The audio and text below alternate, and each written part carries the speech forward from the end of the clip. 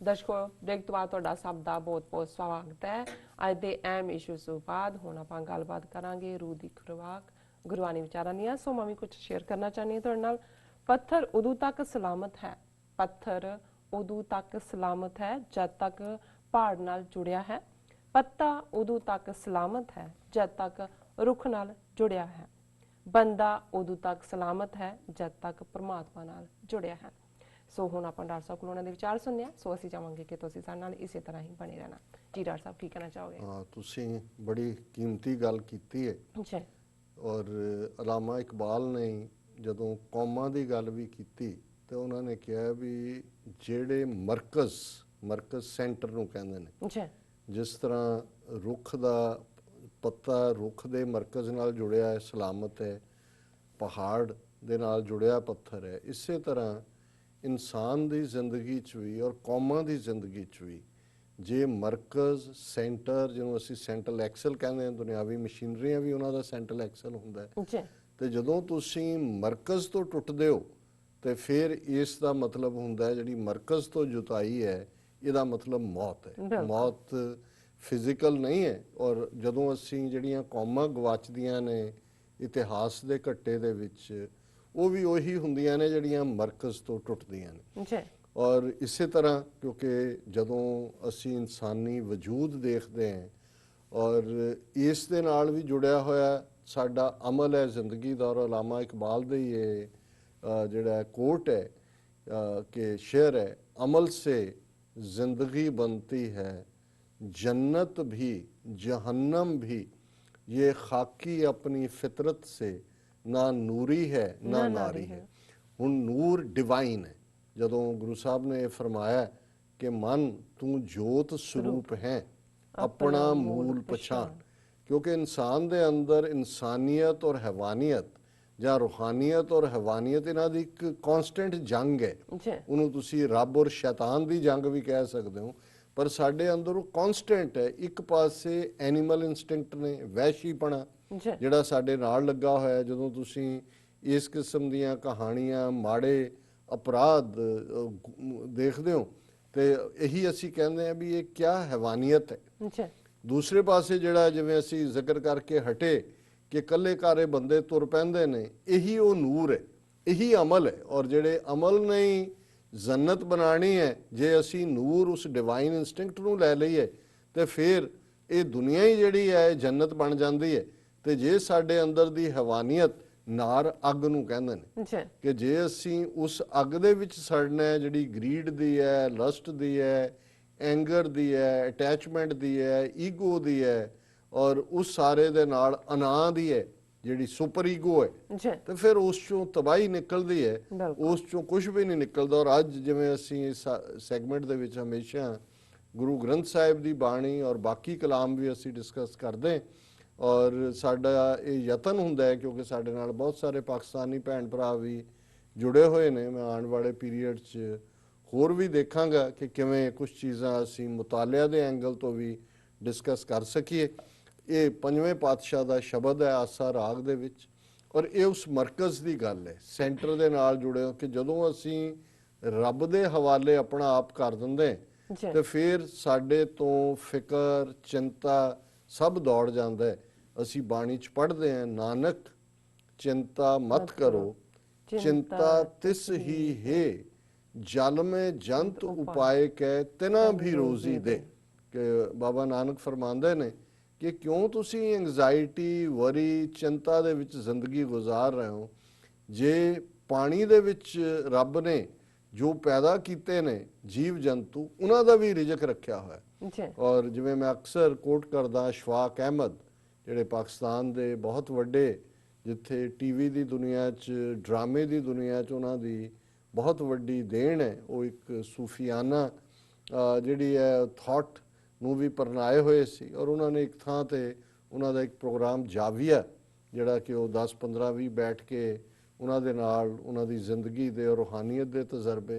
सो उन्होंने कहना भी तुहानूं जदों ये पुछया जांदा है तुसीं कहंदे हो जी असीं भज दौड़ कर रहे हैं रोजी दे लई, देखो जी बच्चे वो कहंदे भुल जाओ राज़िक तां रब है, ਉਹਨੂੰ ਇਹ ਉਹਦਾ ਕੰਮ ਹੈ, ਉਹਦਾ ਜ਼ਿੰਮਾ ਹੈ। ਹੁਣ ਤੁਸੀਂ ਇਹ ਦੱਸੋ ਵੀ ਤੁਸੀਂ ਕੀ ਕਰ ਰਹੇ ਹੋ, ਰਿਜ਼ਕ ਤਾਂ ਉਸਨੇ ਦੇਣਾ। ਹੁਣ ਇਸ ਸ਼ਬਦ 'ਚ ਗੁਰੂ ਸਾਹਿਬ ਫਰਮਾਉਂਦੇ ਨੇ, ਆਗੈ ਹੀ ਤੇ ਸਭ ਕਿਛ ਹੁਆ, ਅਵਰ ਕੇ ਜਾਣੈ ਗਿਆਨਾ, ਭੂਲ ਚੂਕ ਆਪਣਾ ਬਾਰਕ ਬਖਸ਼ਿਆ, ਪਾਰ ਬ੍ਰਹਮ ਭਗਵਾਨਾ, ਸਤਿਗੁਰ ਮੇਰਾ ਸਦਾ ਦਿਆਲਾ, ਮੋਹੇ ਦੀਨ ਕੋ ਰਾਖ ਲਿਆ, ਕਾਟਿਆ ਰੋਗ ਮਹਾ ਸੁਖ ਪਾਇਆ, ਹਰ ਅੰਮ੍ਰਿਤ ਮੁਖ ਨਾਮ ਦੀਆ। ਰਹਾਉ, ਜਿਵੇਂ ਰਹਾਉ ਦੀ ਤੁਕ ਗਾਇਨ ਕਰਨ ਦੇ ਲਈ ਵੀ ਸਥਾਈ ਹੁੰਦੀ ਹੈ, ਮਿਊਜ਼ੀਸ਼ੀਅਨਸ ਨੂੰ, ਰਾਗੀਆਂ ਨੂੰ ਇਸ ਹਦਾਇਤ ਹੈ ਕਿ ਉਹਨਾਂ ਨੇ ਜੇ ਆਸਾ ਰਾਗ ਦੇ ਵਿੱਚ ਇਸ ਸ਼ਬਦ ਨੂੰ ਗਾਣਾ ਹੈ ਤੇ ਇਹ ਉਹਨਾਂ ਦੀ ਸਥਾਈ ਦੀ ਤੁਕ ਹੈ। ਔਰ ਇਹਦੇ 'ਚ ਇਹ ਹੈ ਕਿ ਰੱਬ ਅੱਲਾਹ ਤਾਲਾ, ਮੇਰਾ ਵਾਹਿਗੁਰੂ, ਮੇਰਾ ਸਤਿਗੁਰੂ ਬਹੁਤ ਦਿਆਲੂ ਹੈ, ਕੰਪੈਸ਼ਨੇਟ ਹੈ, ਬਹੁਤ ਰਹਿਮ ਕਰਨ ਵਾਲਾ ਹੈ। ਮੋਹੇ ਦੀਨ ਕੋ ਰਾਗ, ਦੀਨ ਹੁੰਦਾ ਕੰਗਾਲ, ਕਿ ਮੈਂ ਤਾਂ ਇੱਕ ਕੰਗਾਲ ਜਿਸ ਦੇ ਪੱਲੇ ਕੁਛ ਨਹੀਂ ਗੁਨਾਹ ਤੋਂ ਬਿਨਾਂ, ਲੇਕਿਨ ਉਸ ਵਾਹਿਗੁਰੂ ਨੇ ਬਖਸ਼ਿਸ਼ ਕਰਕੇ, ਰਹਿਮ ਕਰਕੇ ਮੈਨੂੰ ਪ੍ਰੋਟੈਕਸ਼ਨ ਦਿੱਤੀ ਹੈ। ਕਾਟਿਆ ਰੋਗ ਮਹਾ ਸੁਖ ਪਾਇਆ। ਉਸ ਰੱਬ ਦੀ ਸ਼ਰਨ ਦੇ ਵਿੱਚ ਜਦੋਂ ਮੈਂ ਆਇਆ, ਰਿਫਿਊਜ 'ਚ ਆਇਆ, ਮਹਾ ਰੋਗ, ਸਭ ਤੋਂ ਵੱਡੀ ਡਿਜ਼ੀਜ਼ ਉਹ ਹੈ ਈਗੋ ਦੀ, ਅਨਾਹ ਦੀ, ਜਿਹੜੀ ਰੱਬ ਔਰ ਇਨਸਾਨ ਦੇ ਵਿਚਾਲੇ ਇਹ ਇੱਕ ਕੰਧ ਹੈ, ਜਿਸ ਨੂੰ ਜਦੋਂ ਅਸੀਂ ਰੱਬ ਦੇ ਹਵਾਲੇ ਆਪਣਾ ਆਪ ਕਰਦੇ ਹਾਂ, ਉਹ ਕੰਧ ਟੁੱਟਦੀ ਹੈ ਤੇ ਅਸੀਂ ਰੱਬ ਦੇ ਨਾਲ ਇਕਮਿਕ ਹੁੰਦੇ ਹਾਂ।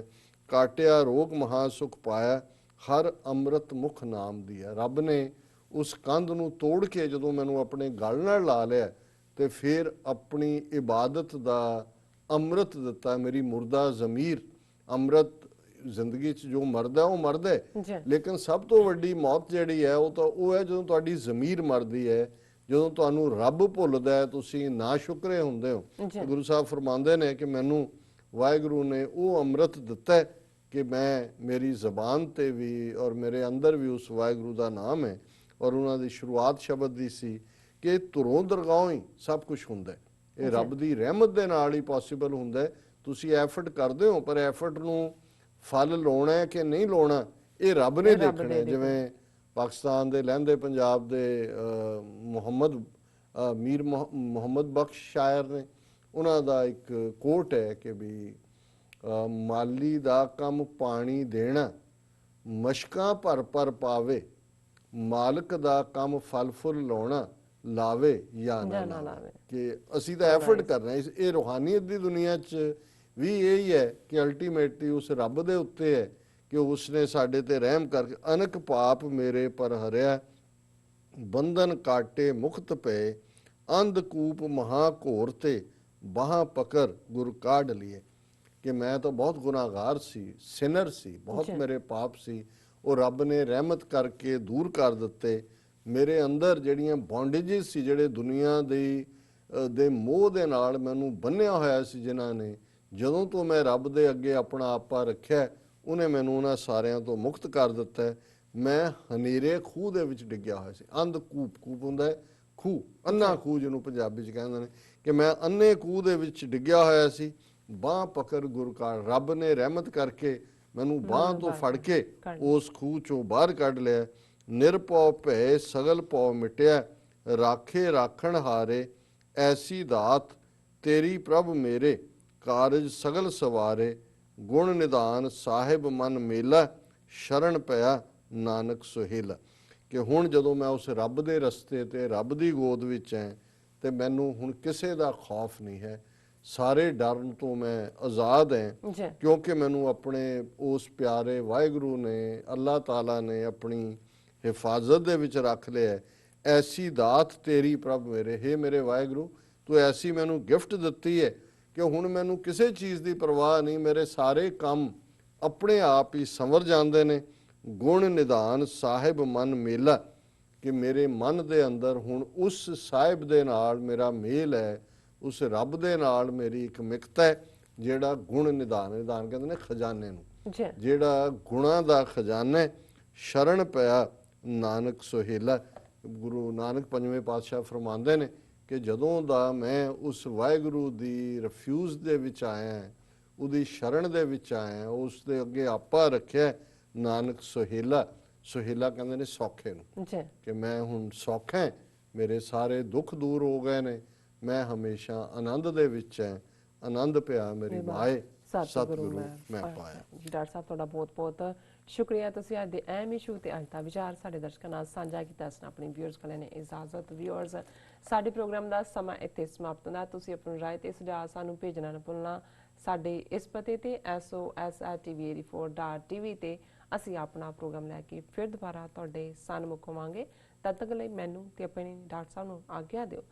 ਦੇਖਦੇ ਰਹੋ TV84। ਬੁਲਾ ਦਿਓ ਫਤਿਹ। ਵਾਹਿਗੁਰੂ ਜੀ ਕਾ ਖਾਲਸਾ, ਵਾਹਿਗੁਰੂ ਜੀ ਕੀ ਫਤਿਹ। ਰੱਬ ਰਾਖਾ।